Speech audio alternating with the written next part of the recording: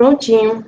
Então, pessoal, vamos começar aqui com o termo conteúdo, né, transnacionais e multinacionais, que tem tudo a ver com a questão aí do processo de globalização, que é o conteúdo que a gente está trabalhando nas últimas semanas, não é isso?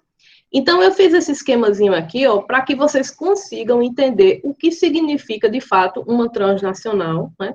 Qual é a diferença do termo transnacional para o termo multinacional. Eu não sei se eu comecei na última aula falando sobre isso, sobre essa diferença. Vocês lembram? Não, acho que essa não falou, não. Foi na turma de vocês, não, né? Acho que foi em outra. Então, olha só, gente, transnacional é o termo mais correto, se bem que muitas vezes os jornais, ou de modo geral, muitas pessoas falam multinacional no lugar de transnacional. Mas, certo, o termo mais correto a ser utilizado é transnacional. Por quê? Porque uma transnacional é uma empresa que ela tem a sua própria nacionalidade, mas ela extrapolou as suas fronteiras. Ela começou, né, a abrir filiais em outros países. Então, o que é que acontece? O termo multi dá a ideia de que a empresa tem várias nacionalidades. Exemplo, a própria Coca-Cola, que é uma empresa estadunidense, né? Ela é uma empresa que ela é americana, só que ela tem filiais em várias partes do mundo. Então, quando a gente diz que ela é uma multinacional, a gente está cometendo um certo equívoco, né, por esse termo, porque dá a ideia de que a Coca-Cola tem várias nacionalidades, e não é bem assim. A empresa é norte-americana, a maior parte dos lucros vão para os Estados Unidos, já que a empresa é de lá, certo? E as filiais ficam mais com a questão da produtividade, distribuição, enfim, tá? Mas a sede é nos Estados Unidos. Então, eu coloquei aí alguns países do lado, como Brasil, China, África do Sul, né? O que seria isso? Por exemplo, as empresas como a Coca-Cola, Ford, Volkswagen, enfim, diversas outras empresas, elas acabam abrindo filiais em países emergentes. Alguém lembra o que seria um país emergente? Qual a diferença do país emergente para o país subdesenvolvido? Gente, tem uma diferença, né? Professora. Lembram não, gente? Ninguém? Tem um pessoal falando aqui pelo chat. Deixa eu abrir aqui. Opa. Cadê o chat? Ah, tá aqui. Opa. Esqueceu. Esqueceu até o que é geografia, né, Tomires? Entendi. Ok. Então, olha só, gente. Nesse caso, os países emergentes, eles são países que têm um grande desenvolvimento econômico, tá? Mas eles não têm um grande desenvolvimento social ainda. Ou seja, são países que têm uma base econômica, são industrializados, têm uma certa infraestrutura, mas, ao mesmo tempo, eles apresentam muitos problemas sociais, ok? Por exemplo, o Brasil, ele é repleto de problemas sociais. Nós temos muita desigualdade social, pior do que desigualdade, nós temos exclusão social, miserabilidade, favelização, muita poluição, violência, enfim, nós temos problemas sérios, né? Sistema de transporte muitas vezes caótico, bem problemático. Então, nesse caso, o que é que acontece? O Brasil, sim, sempre se posiciona como uma das maiores economias do mundo, né? Ultimamente ele está caindo por conta dessa crise aí com a pandemia, mas ele sempre está aí entre sexta, oitava, décima primeira, sempre entre as 10 ou 20 maiores economias do mundo, depende muito do ano, depende do PIB, mas ele sempre se posiciona. Lembrando que a gente tem quase 200 países no mundo, né? Oficiais mesmo, a gente tem cerca de 194 países, mas territórios que gostariam também de ser independentes, mas ainda não conseguiram a independência, né? A gente totaliza aí como quase cerca de 200 países. Então, o Brasil, ficando sempre na posição, né? Oitava, décima, se configura como um país bastante rico economicamente, tá? Ele é riquíssimo. Quando a gente observa também em termos de tamanho, de recursos minerais, o país também é muito rico, né? É tanto que a maior parte da água potável, água doce que existe no planeta Terra está localizada no nosso território, aqui na Amazônia. E tem uma quantidade de água imensa, além de ter muitos rios, né, repletos aí de profundidade, como o Rio Amazonas, que é considerado o maior do mundo, a gente ainda tem muita água subterrânea, que dava para abastecer a população mundial por 250 anos. Então, nós temos muita água. Então, a maior parte de toda a água que há no planeta, água doce, está no nosso território. Então, o Brasil, ele é muito rico de diversas formas. Porém, ele apresenta muitos problemas sociais. Aqueles problemas que estão envolvidos, que envolvem a sociedade. Tranquilo? Esse é um país emergente. O país pobre, ele, tanto economicamente, ele é muito fraquinho, ele é pobre, tá? Ele tem uma economia baseada no setor primário, o PIB dele é baixo, e ele também tem problemas sociais graves. Ele tem os dois problemas. Nós, aqui no Brasil, economicamente estamos bem posicionados, né? Mas socialmente deixamos muito a desejar, tá bom? É o caso também da China, o caso da Índia e da África do Sul, que a África do Sul também entrou aí no patamar dos países emergentes, né?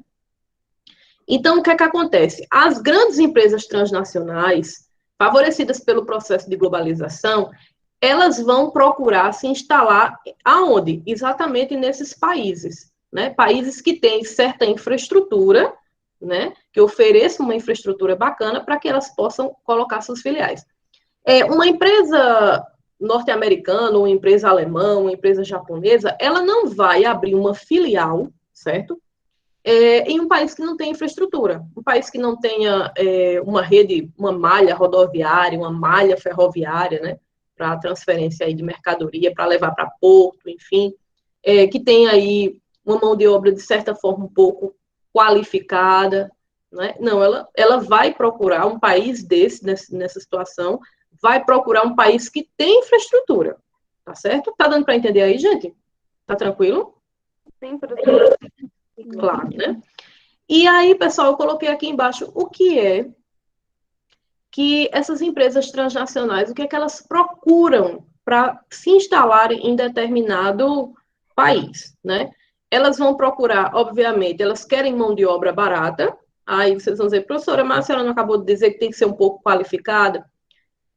Razoavelmente qualificada, porque a maioria dos países pobres, as pessoas não chegam nem a terminar o ensino fundamental.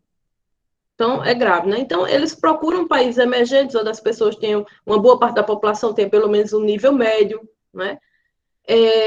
Porém, tem moedas desvalorizadas, porque o Brasil tem uma moeda desvalorizada em relação ao dólar e em relação ao euro, né? A China também, a moeda da China é super desvalorizada, o que a torna muito competitiva para as empresas transnacionais, né? Porque imagine uma empresa que a origem dela é canadense, então ela vai abrir uma filial na China, ou seja, a moeda da China é muito desvalorizada. Então, o gasto que essa empresa vai ter para pagar a mão de obra é mínimo, eles vão ter uma economia muito grande. Então, eles, claro que vão preferir um país que apresente, né, uma mão de obra aí barata nesse sentido também, tá? Se bem que a China é um país que vem investindo muito em educação, acho que vocês já viram isso aí em documentários, jornais, vem investindo pesadamente na educação do seu povo. Porém, quando a gente compara a cotação das moedas dos países, a mão de obra de lá se torna muito barata, né? É uma mão de obra até qualificada, mas de certa forma barata por conta da moeda. Então, eles vão procurar também a infraestrutura, como eu falei para vocês, a malha rodoviária, malha ferroviária, portos, aeroportos, né? Então, tem que ter uma infraestrutura, uma base energética sólida, certo? Para receber essas novas fábricas, essas novas empresas. Leis ambientais flexíveis, o que significa isso? Eu preciso montar uma empresa e, de certa forma, essa empresa, essa fábrica, ela vai causar algum impacto ambiental. Então, eu vou ter que procurar um país que tenha leis ambientais flexíveis. Ou seja, traduzindo, um país que deixa eu poluir tranquilamente. Vou para lá poluir, não tem problema nenhum, porque não tem uma constituição ambiental bastante sólida. É o caso da China. Eu não sei se vocês já perceberam, mas antes do próprio coronavírus, né? Na China, em diversas ocasiões, as pessoas saíam de máscara na rua, e não por conta de doença, mas por conta da poluição atmosférica, que é absurda. Tem alguns lugares que o pessoal não consegue mais nem ver o nascer do sol, de tão poluído que está, né? Então, a China vem crescendo muito, mas eles não estão nem aí para o meio ambiente. Então, a situação lá é problemática, principalmente, né, nas grandes cidades. Então, em Xangai, ali em Pequim, aquelas cidades ali do litoral, são muito industrializadas, né, muito adensadas, ou seja, tem uma população muito grande ali, e a poluição é gigantesca, né? Incentivos fiscais, o que seria isso? Incentivo fiscal é quando o governo, né, ele oferece vantagens para que empresas de outros países se localizem lá, tá? Para ficar mais claro, eu vou dar um exemplo aqui da nossa cidade, de Campina Grande. Exemplo, há alguns anos nós recebemos aquela empresa aqui de telemarketing, AIC, não é isso? Então, a AIC, ela é uma empresa de Minas Gerais, certo? É uma empresa mineira. Aí eu pergunto a vocês, por que que eles vieram abrir uma filial da AIC aqui em Campina Grande? Por quais motivos? Por que que eles saíram de lá e vieram para cá? Por que que eles não foram para São Paulo, para o Rio de Janeiro, que estava mais perto? Alguém tem ideia? Para ajudar a população do Brasil a ter mais emprego e ajudar, Mas assim, não.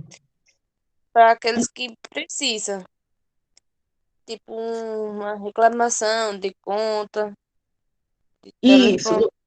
Isso, prestar esse serviço, né? Mas por que eles vieram para Campina Grande prestar esse serviço? Porque esse serviço, Micael, ele pode ser prestado de qualquer parte do país, né? Por exemplo, você está com um problema na sua internet, na sua casa, você vai ligar para uma empresa de telemarketing, muitas vezes quem vai te atender está em São Paulo, está no Rio de Janeiro, não precisa estar perto de você, não é? Para te ajudar em várias ocasiões. Então, qual é o motivo que leva essa empresa a sair de Minas Gerais? Ela não saiu, ela abriu uma filial aqui, né, em Campina Grande, e não lá ou em São Paulo.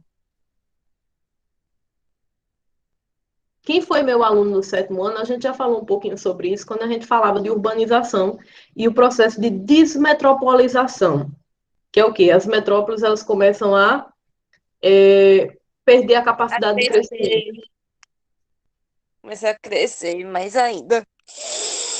No caso, vocês acham, por exemplo, para a gente entender melhor a situação, vocês acham que qual cidade cresce mais, Campina Grande ou São Paulo?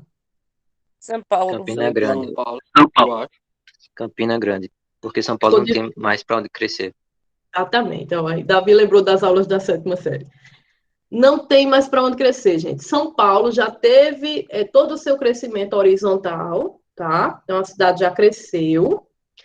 E como todos os espaços de São Paulo lá são muito concorridos, é caro, terreno caro, grande cidade, né? O que é que aconteceu? Ela começou a crescer verticalmente. Então, a construção intensa de prédios, né? Se você for comprar um terreno em São Paulo, dependendo, você quer uma área interessante, né, você vai ter um gasto imenso, tendo em vista que é uma metrópole, né? Então, São Paulo não tem mais para onde crescer. Essa é a grande verdade. Ela já se conurbou, ela já está encostada com as cidades vizinhas, todas ali, aquelas cidades do ABCD paulista, né? ABCDZ, porque são várias. Então, ela está encostada. Então, ela não tem mais para onde crescer, exceto, né, para cima, então os terrenos são muito caros. Então, Campina Grande, como alguns de vocês falaram, cresce muito mais do que São Paulo, porque simplesmente porque a gente tem para onde crescer ainda. Nosso município tem bastante território para crescer, tanto horizontalmente ainda, como, obviamente, verticalmente, né, que a gente já está nesse processo há um certo tempo. Então, por exemplo, o trabalhador de Campina Grande, ele recebe um salário menor do que os trabalhadores de São Paulo, do Rio e de Minas Gerais. Então, essa empresa logo disse, opa, aquela cidade na Paraíba é uma cidade boa, que tem uma certa infraestrutura, e a galera lá recebe um salário menor. Então, a gente vai abrir uma filial para a gente ter uma economia, pagar menos. E outra, a prefeitura ela vai oferecer incentivo fiscal, como, por exemplo, ela pode ceder o terreno para que eles construam a empresa. É tanto que vocês observam aquela empresa, ela é toda montada. Você pode observar, ela não é de concreto, não. Ela é montada, não sei se tem um material lá de plástico, é de encaixe, que se de repente a prefeitura aumentar os impostos para eles, porque eles têm redução de impostos, isso é que é incentivo fiscal. A prefeitura dá incentivo para que eles fiquem aqui. E com isso, o que é que a cidade ganha? Emprego, porque a empresa chegou e ofereceu ali, eu acho que tem cerca de 4 ou 5 mil funcionários. Então, oferece bastante emprego. Mas a empresa está ganhando muito mais, porque eles vieram para, de certa forma, né, lucrar com a mão de obra mais barata de Campina Grande. Ganha os dois, né? Ganha eles, a empresa, e também, de certa forma, ganha a cidade, porque uma empresa dessa sair daqui é um impacto econômico para a cidade muito grande. Porque não pega só as 4, 5 mil pessoas que trabalham, influencia também as famílias dessas 4, 5 mil pessoas, funcionários, tá? Então, vejam, as empresas, elas sempre buscam lucro. Então, a gente vai para Campina, porque a gente vai pagar menos, porque o prefeito vai dar o terreno, porque a gente vai pagar água, luz mais barato, a gente vai ter descontos, né? Então, isso chama-se incentivo fiscal. E é o que a China dá de montão. A China oferece muito incentivo fiscal para que as empresas possam abrir filiais lá. E por isso a China vem crescendo tanto ultimamente, certo? Então, isso acontece, essa questão das empresas migrarem de um local para outro, né, ou abrirem filiais, se expandirem, buscando menores custos, acontece no nível regional, que é o que eu estou falando aqui, o exemplo de Campina Grande, São Paulo, fazendo a comparação, e acontece a nível mundial. A empresa sai da Alemanha, lá está caro, vou pagar meu funcionário em euro, então eu vou pagar um funcionário lá em yuan, que é a moeda chinesa. Então, eles fazem esse trocadilho, certo? Deu para entender agora, gente? Sim. Melhorou aí, clareou as ideias de vocês? Sim. Pronto. Então, lembre-se, é porque a gente pensa logo que São Paulo cresce mais, né? Porque já é uma grande metrópole. Mas não, São Paulo é uma grande metrópole e está passando pelo processo de desmetropolização. Outra coisa, gente, imagina o trânsito de São Paulo, como não é complicado, né? Então, lá não tem mais espaço de terreno, o terreno é caro, o trabalhador lá, os sindicatos são mais organizados, o trabalhador ganha mais, o trânsito é horrível, a violência é em maior número, até a acessibilidade à moradia é mais difícil, tanto que a gente tem ali vários, né, aglomerados, um processo ali de favelização muito grande, muito intenso. Então, é tudo mais problemático. Então, a empresa vai correr de São Paulo. A maioria das empresas saem da capital e vão ou para o interior de São Paulo, que são cidades um pouco menores, ou para outras cidades médias, como é o nosso caso aqui de Campina Grande. É uma cidade muito atrativa, porque é uma cidade média, de médio porte, que tem uma boa infraestrutura, tá? Pessoal, com base nisso daqui, nessas leis ambientais, nessa diferença de transnacional e multinacional, vou fazer uma perguntinha aqui para ver se vocês captaram, né? Qual é o termo mais correto mesmo que eu possa me referir a essa situação dessas empresas, né, que saem do seu território em busca de um novo país para economizar? Qual o termo mais correto, transnacional ou multinacional? A ópera de mão barata. Transnacional. Qual, Daniele? Transnacional. Transnacional. Por que a transnacional é mais correto? Alguém lembra? Foi o que eu disse logo no início da aula. Quero ver se vocês estão prestando atenção.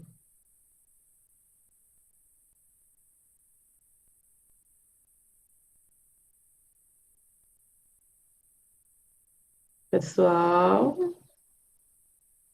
Ninguém lembra. Esqueci. O Sebdani tá pensando, professora. Olha, gente, o termo multi, ele significa multinacionalidades. Multi, né? Por exemplo, a Nike, uma empresa americana também. A maior parte dos tênis é produzido na China, né? Mas, inclusive, nenhum é produzido lá nos Estados Unidos. Lá só tem a sede, né? Mas a fábrica está em outras partes do mundo.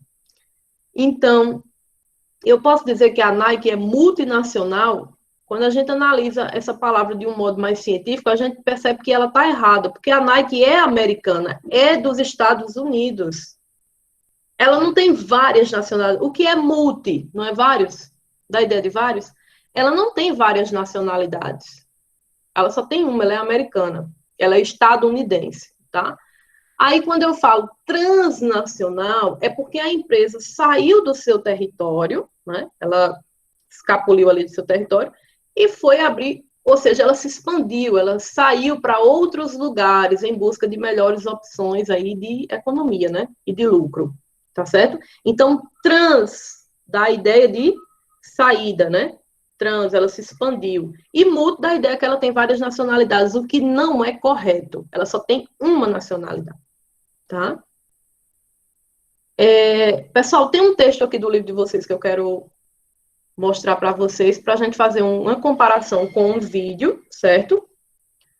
E a partir dessa leitura, vocês vão fazer uma atividade, mas essa atividade vai ficar para casa, tá? Deixa eu tirar aqui essa parte. Alguma dúvida, alguma pergunta, gente? Fiquem à vontade, viu? É para ir pegar o livro, professora? Não, eu vou colocar ele agora para vocês. Opa. Para vocês verem aqui na tela, certo?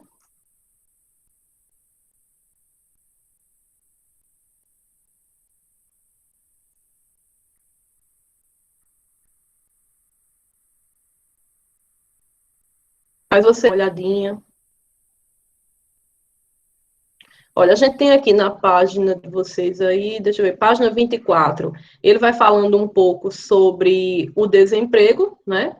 Que vem ocasionando aí, de certa forma, a empresa transnacional, ela ocasiona desemprego em certas partes.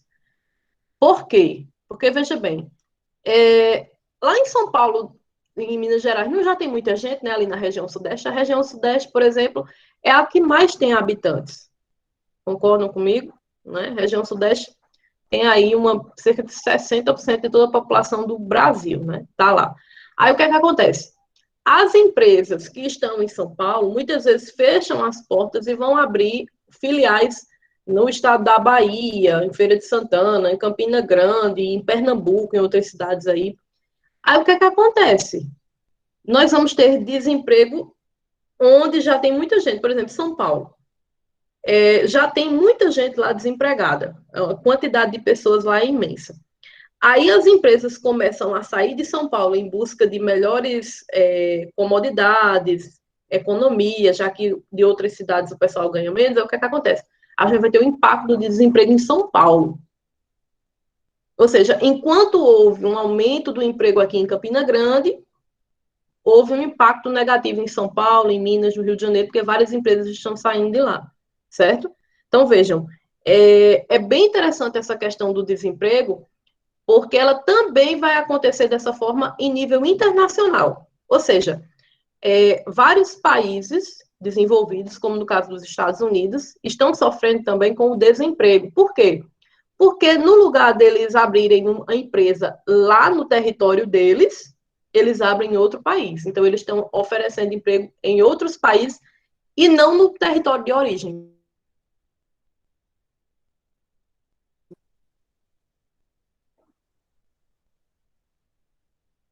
Pessoal, que se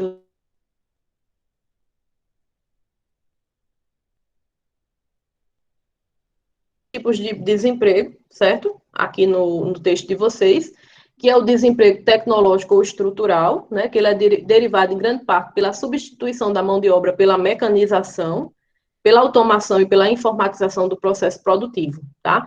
Então, esse desemprego aqui, ele vem sendo bastante debatido nos últimos anos, né?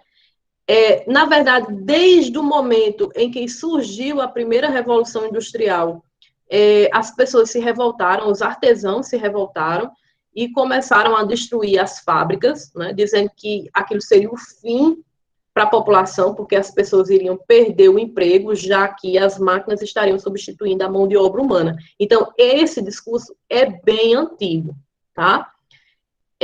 Inclusive, eu fiz um vídeo lá no meu canal, e acabei, de certa forma, indo contra, em certo ponto, as ideias do próprio livro didático de vocês, porque eu fiz uma análise, um estudo, né, baseado num estudo da Universidade de Boston, um estudo bem interessante, né, mas ninguém é obrigado nem a concordar comigo e nem a concordar com o que está no livro de vocês. Vocês podem muito bem fazer uma leitura e buscar outras opiniões. E a partir daí vocês vão ver o que é que vocês acham, o que é mais correto, né?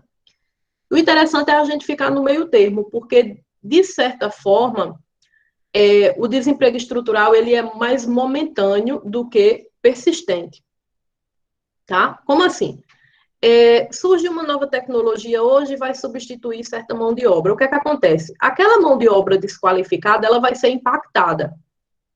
Ela vai, de certa forma, sofrer, né, algumas consequências, porque foi substituída por máquinas. As pessoas que estudam mais, que, enfim, que têm uma maior qualificação profissional, dificilmente serão substituídas por máquinas.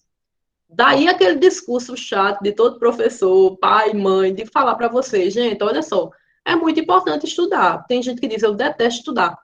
Realmente, às vezes, estudar é um saco, né? Convenhamos. Tem matéria que a gente não gosta, tem coisa que a gente não entende, então isso é absolutamente normal.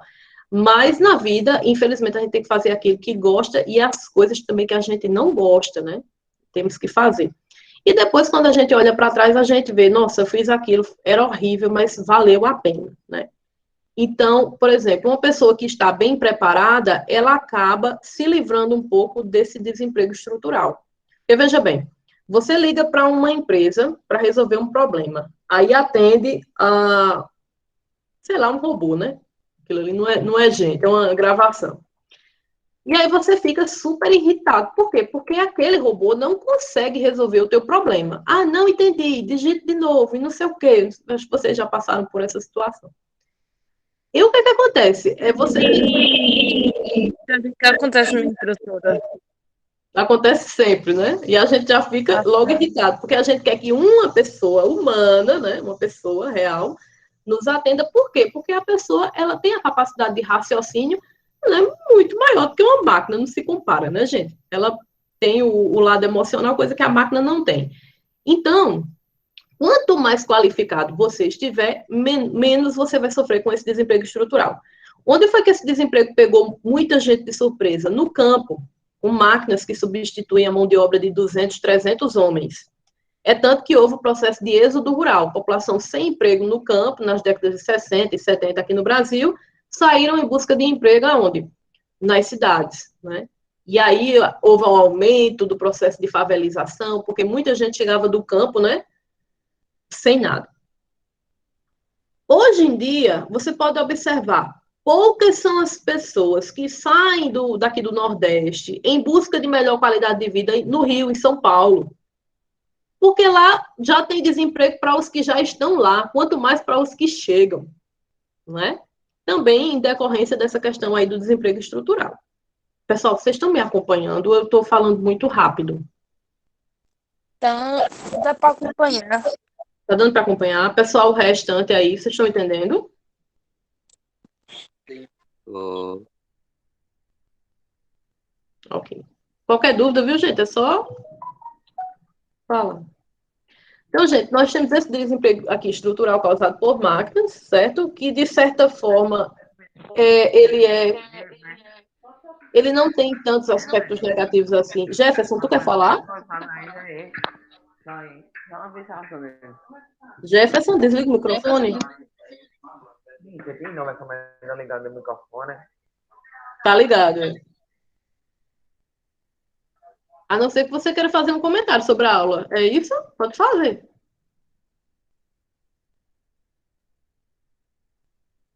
Ligou por engano, né? Foi o que eu imaginei. Eu acho que Olha foi só, isso. gente. Olha só, gente. Nesse caso aqui, nós vamos ter também o desemprego conjuntural, certo? Ó, esse aqui. As dificuldades impostas pelo desemprego estrutural somam-se ainda ao desemprego conjuntural ou cíclico, né? O que seria isso? Diz respeito à dispensa de mão de obra durante uma crise econômica. Por exemplo, a pandemia que a gente está vivendo agora. Infelizmente, muita gente perdeu o emprego. por conta do isolamento, enfim, desestruturou todo mundo, né? Quem não se desestruturou totalmente foi impactado de uma forma ou de outra. Então, infelizmente, o desemprego conjuntural, ele acontece, né, de certa forma, quando tem algum tipo de crise muito grande. E essa crise, ela foi geral no mundo inteiro, né?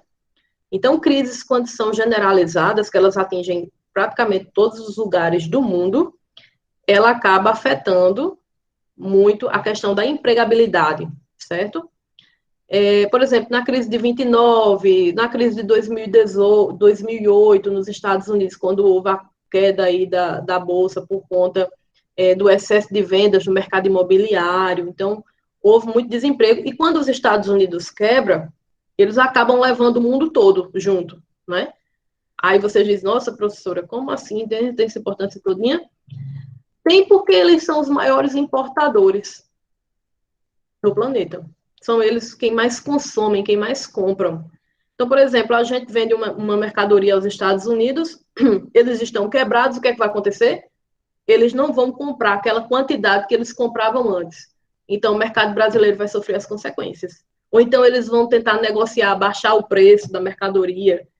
E, enfim, isso vai gerar uma reação em cadeia. Todo mundo acaba sendo prejudicado, né? Então, isso aqui acontece sempre.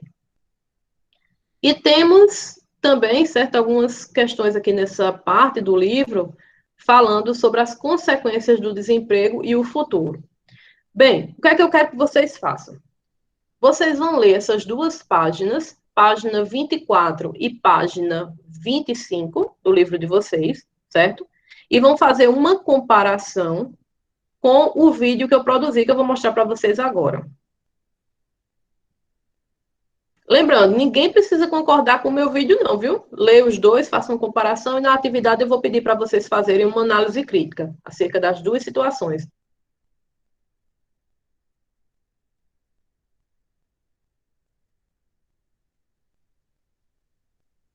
Vamos lá.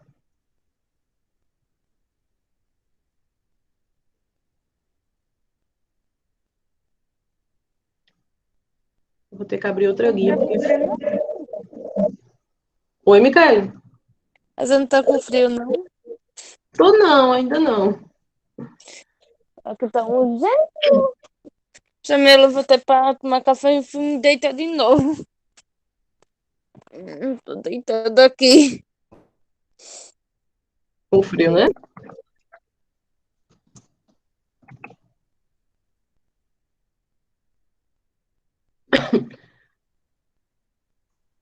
Pessoal, vocês estão vendo aí a tela? Sim, professora. Sim.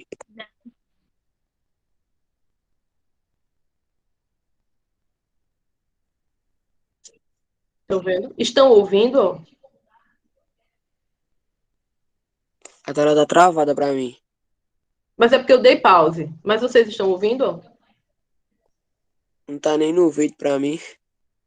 Pra mim Pra também mim não não. tá no vídeo, não. Pra mim tá. Tá aparecendo o vídeo aí para vocês? Tá não. Ah, não. Poxa, que estranho. Peraí, gente. Pra Deixa eu mim também tentar. Peraí.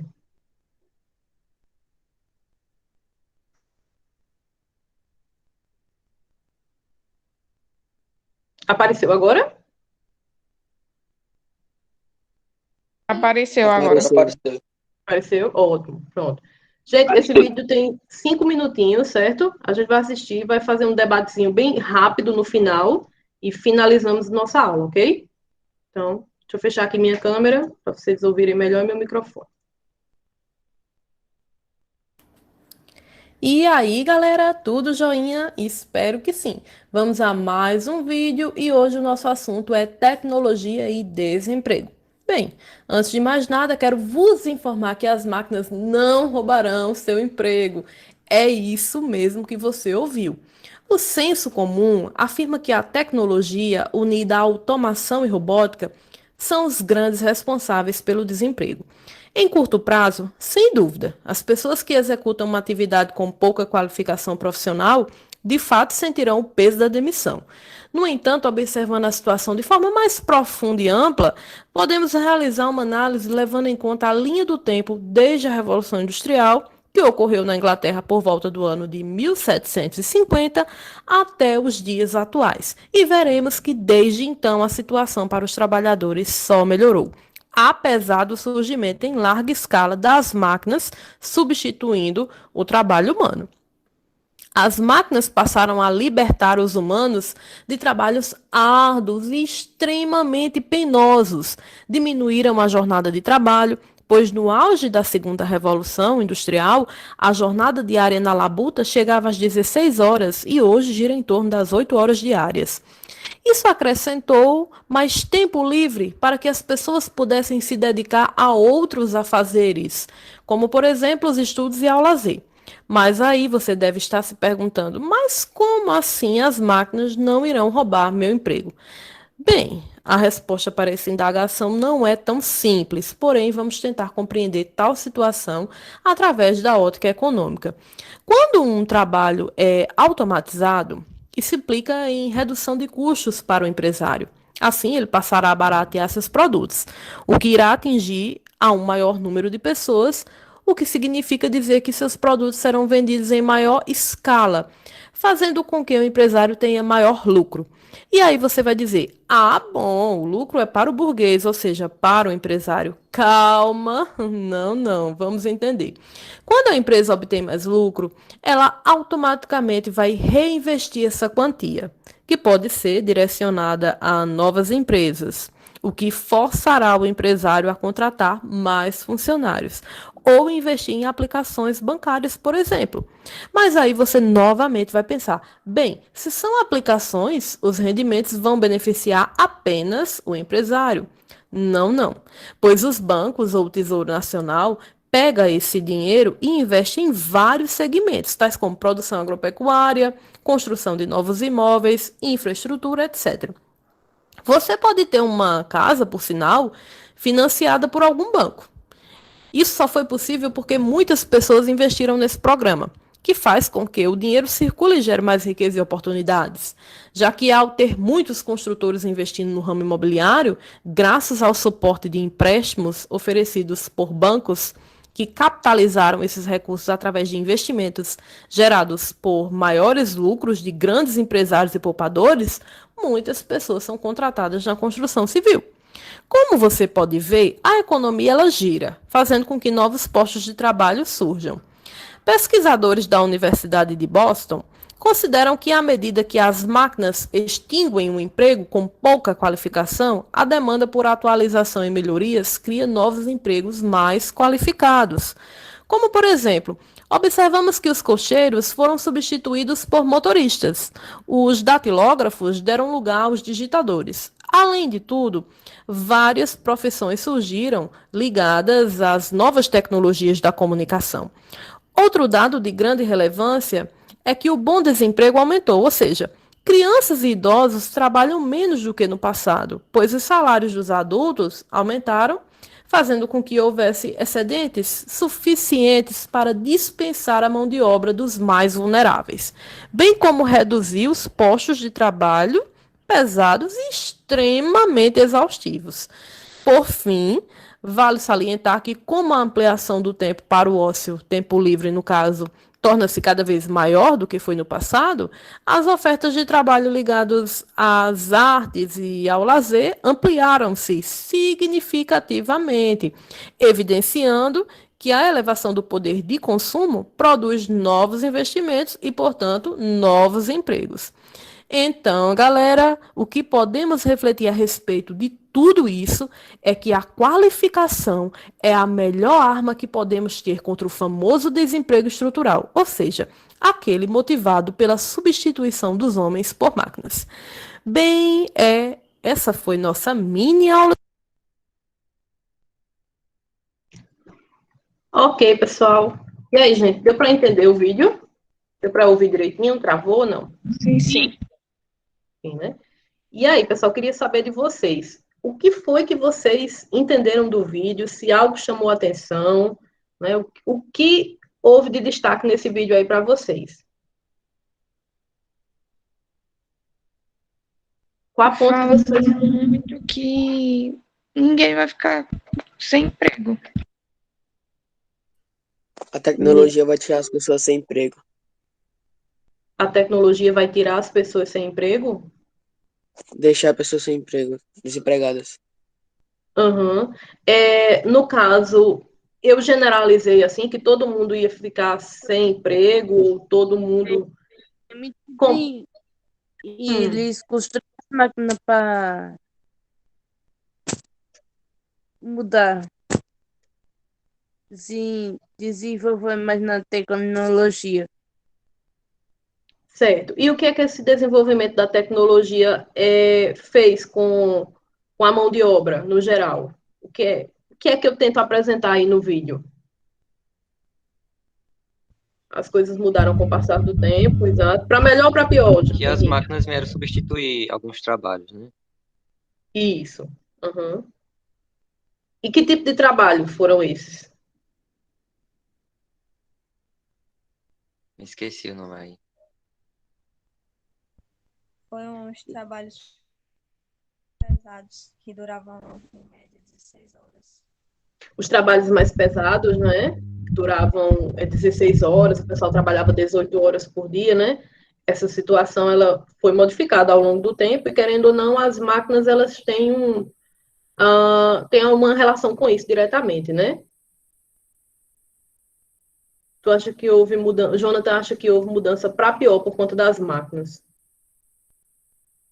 Algumas também deram trabalho ao invés de tirar. Gente, eu passei esse vídeo para vocês porque ele é muito polêmico. Quando eu postei, algumas pessoas viram e criticaram muito, né?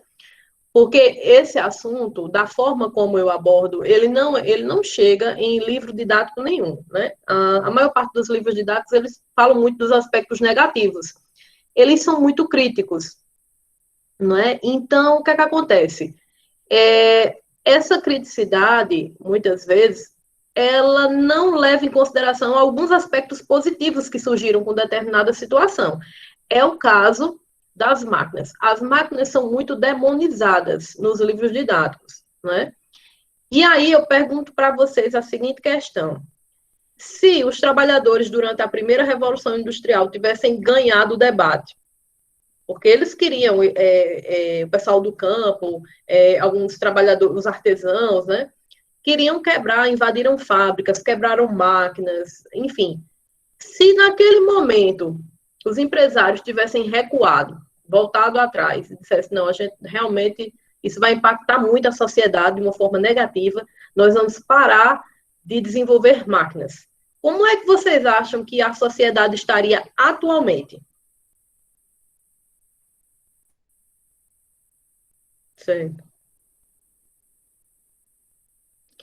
Não teríamos avanços, né? A nossa sociedade seria completamente atrasada se isso tivesse acontecido, né?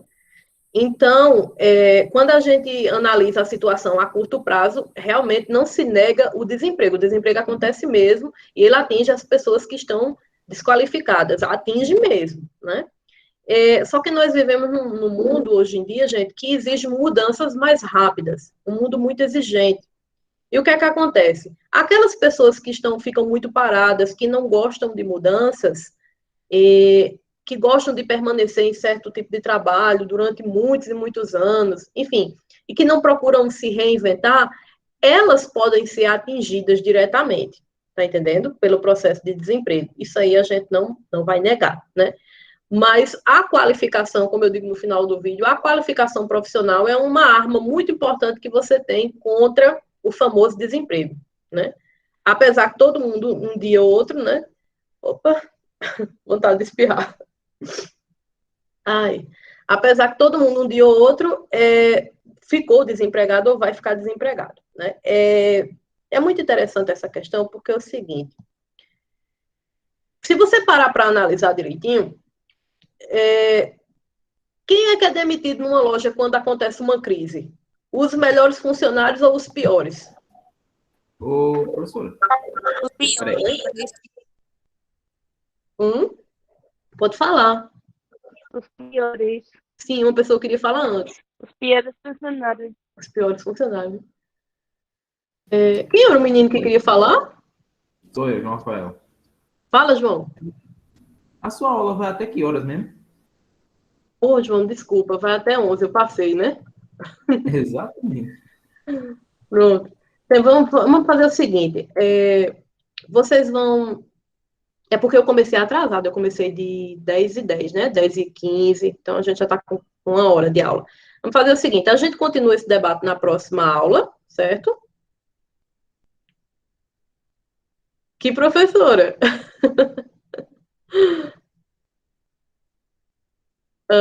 Eu também acho muito interessante esse debate. Vamos fazer o seguinte, a gente continua na próxima aula, porque vocês já estão cansados desde 8 horas com aula, né? Então a gente vai fazer o seguinte, a gente para por aqui, no final dessa aula, certo? Agora, daqui para de tarde, 1 hora, provavelmente, eu envio a lista de vocês com a nota das recuperações e envio também essa atividade, que vai ser aberta, tá certo? Aí vocês vão fazer uma leitura da página 24, 25, e depois, na próxima aula, a gente abre o debate, porque aí vocês vão ter estudado, vão ter lido aquelas páginas e vão ter compreendido, podem assistir novamente o vídeo para a gente fazer um debate mais profundo sobre isso, que eu acho muito interessante. Tá bom, gente? Um abraço para vocês, fiquem com Deus, se cuidem. E quem não assinou a lista, assinem novamente, tá bom? Eu assinei. Quem não assinou ainda, para eu mandar? Au. Tem alguém aqui que não assinou? Tchau, professor. Eu, professor, Gabriel, pra mim professor. não apareceu não o link aqui, não. Pronto, mandei agora. Assina. Pronto, pessoal, quem já assinou a lista pode sair da aula, tá? Um abração e até a próxima. Tchau, Tchau, professor. professor. Tchau, tchau. Aula. Tchau, professora. Tchau, Tchau, professora. tchau.